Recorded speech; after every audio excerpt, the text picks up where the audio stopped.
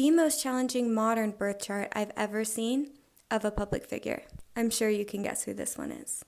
Kurt Cobain has an incredibly challenging birth chart that truly takes my breath away every single time I look at it. Starting off, we have an ascendant in Virgo conjuncting a retrograde Uranus in the 12th house at the same degree. It is also conjuncting a retrograde Pluto in the 12th house. This indicates an incredible subconscious suffering as well as anxiety with Uranus there. However, this aspect does indicate someone who is destined to change the world.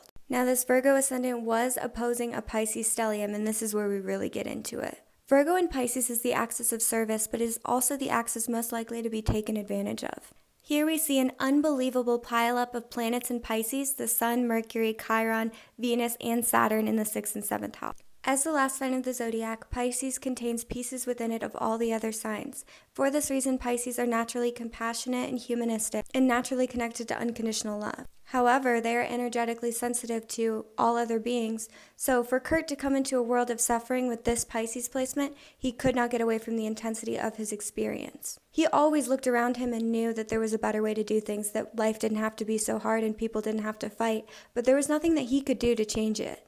With Chiron conjunct Venus in Pisces, he likely had many ideas as a child of how he could change the world. However, once his grand water trine got activated and his suffering became too loud to ignore, he used this placement instead to make art from his pain. With a Cancer moon conjuncting an exalted Jupiter, we again see a moon placement that would appear to be fortunate, but Jupiter is feeding us right into this grand water trine of inescapable emotional sensitivity and suffering.